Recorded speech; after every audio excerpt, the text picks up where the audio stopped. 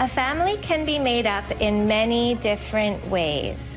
It's called SOGI, for Sexual Orientation and Gender Identification, a curriculum that teaches public school students across Canada to celebrate the homosexual lifestyle and that gender is fluid. In other words, your gender is not dependent on what parts you were born with, but rather what you feel like in the moment.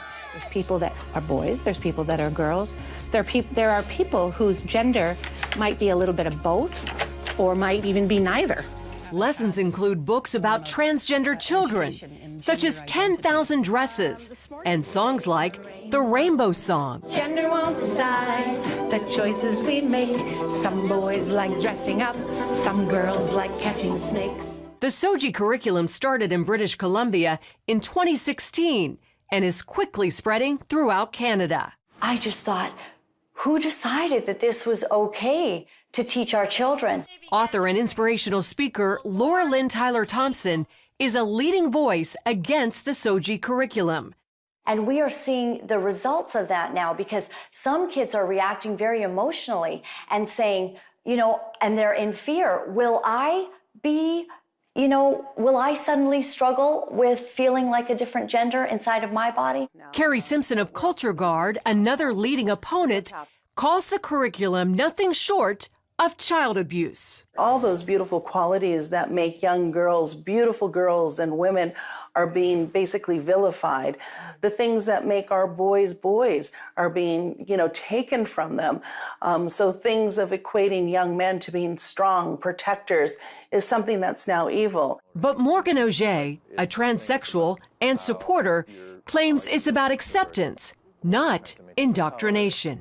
The idea is to teach kids that there are gay kids and there are trans kids and there are trans parents and gay parents in our society, and everybody's wanted and desired. After all, that's what our Human Rights Code says, and it's the role of schools to teach the following of our laws, right?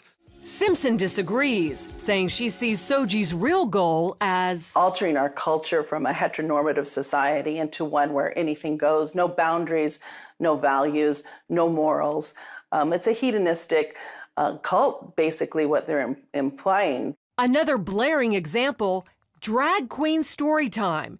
It's happening in Canada and America, where some public schools and libraries invite drag queens, some dressed like horned demons, to read to young children. And it's a social deconstructionist agenda. They're using children, little 5-year-olds, to accomplish this. And parents are waking up and saying no. When asked about parents' rights, Auger says, well, actually, in Canada, parents' rights are limited and children's rights are put ahead. So the child has the right to be protected from the parents when the parents behave badly. Canada is known as one of the most gay-friendly countries in the world, with many of their largest cities featuring their own gay villages, like here in Vancouver, which has literally rolled out the Rainbow Road. Most gays, like village resident Dave Davy DiCarlo, support SOGI and limiting parental rights. The change that we have to see is sometimes the parents, and the kids are doing actually really okay. This is very scary stuff. Longtime Vancouver area pastor Kevin Kavanaugh says this is far more serious than most Canadian Christians realize. Our problem is not the teachers, the educators, the administrators. This is a battle in the heavenlies. He says Satan is going after their most vulnerable, the children.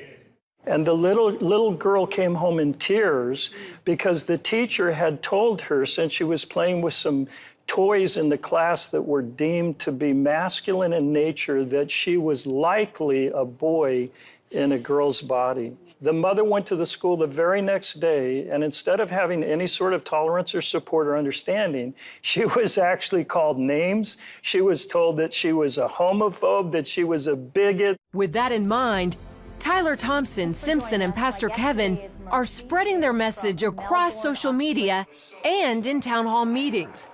The pro-gay backlash has been fierce. And the hatred and the anger and the bullying that came against us, even though we said, we love you, we don't take from you the opportunity and the freedom to live as you choose.